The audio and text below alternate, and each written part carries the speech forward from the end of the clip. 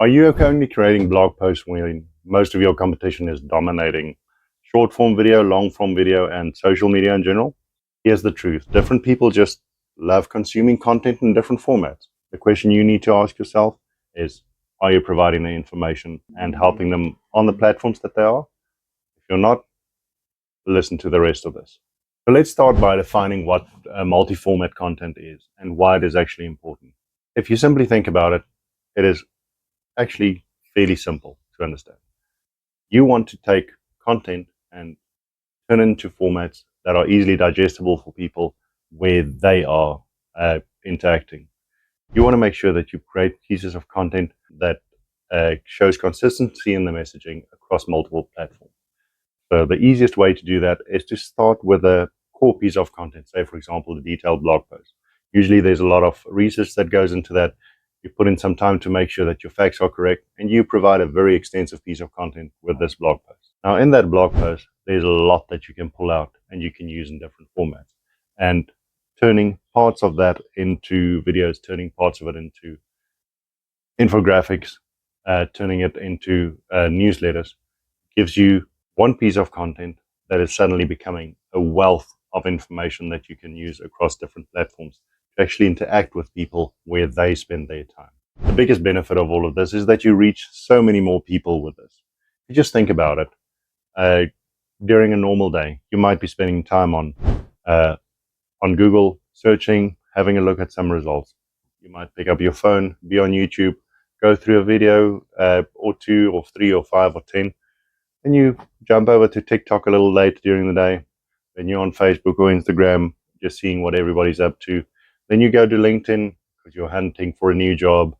And then you back over to search, but you get the idea. Suddenly you are in a couple of different places consuming content. And if your brand is not present in all of these different places, you're missing out. If you either create content in a smart way across all of these formats, you can really supercharge your brand growth and the traffic growth for your brand. The second massive benefit is that one core piece of content feels the multiple formats. You don't need to reinvent the wheel.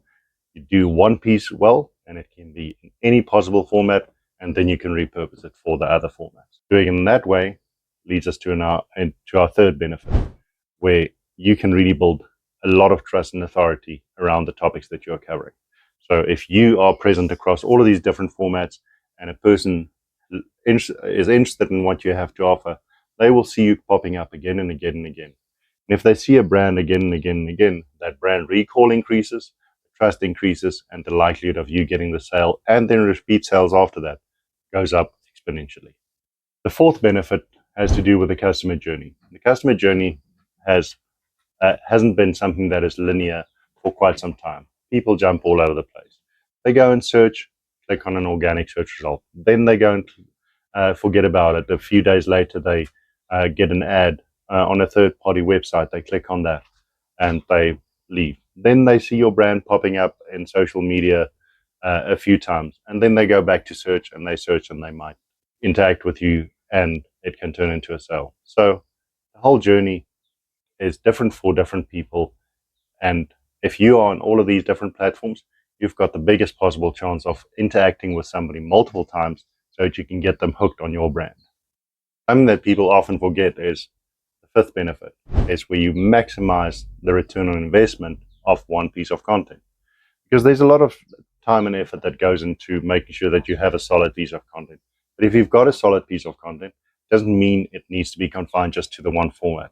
So if you spread it across a couple of different formats, you suddenly have a piece of content that pays for itself a few times over because it is suddenly useful across multiple different platforms. Lastly, we're going to look at the simple way to actually transform one of these pieces of content into multiple pieces of content. Because you've already put in the effort and you want to make sure that people see that on all of the different platforms, that they understand what you're trying to relay and they really get a good understanding of the value that you bring to the table. Then, if you take that blog post with all of the research that you've done, it's not that difficult turning that into a video script where it is something that you can just discuss with people in a video format like I'm doing now and explain it to them.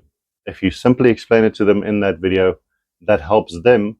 And when it helps them, that helps to build trust in you as a brand. In your blog, there would also be different pieces that you can break out. And as I mentioned a little earlier, if you cover a part around newsletters, you can break that out into one little segment that you can turn into a script for a short form video.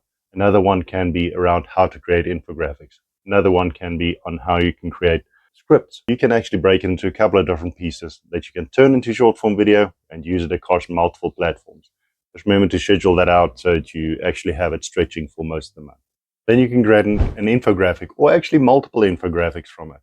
So if you grab one of those topics, you can cover that topic and a few of the interesting stats around it, some instructions, and use that as the different points of the infographic. Or you can just do it at a top level where you take the key points from the blog post and you use that as the parts of your infographic. Both versions will work, and it will give a quick visual representation of the solution that you're offering. When you've created this massive blog post, the one that I like that people often overlook these days because they are so infatuated with videos is they don't turn it into graphic formats. Simply creating a picture version of it also still appeals with a load of people out there. And if you turn that into a carousel, that is something that is just so easy for people to consume. They quickly have a look through the pictures. They have the little pieces of text that are overlaid on the pictures, and it's quick for them to understand what you're about, what you offer, and how you can help. So do that. Use it on LinkedIn, use it on Facebook, use it on Instagram, use it on X. It actually gives you a couple of ways to interact, just in slightly different formats based on what people are interested in. Now I'm going to end it here because that actually covers everything that you need to know about this. It sounds exceptionally simple, but it's just a practice that you need to get into. Get into a routine where you have a look at creating one core piece of content that is well researched, that really offers answers in a brilliant way.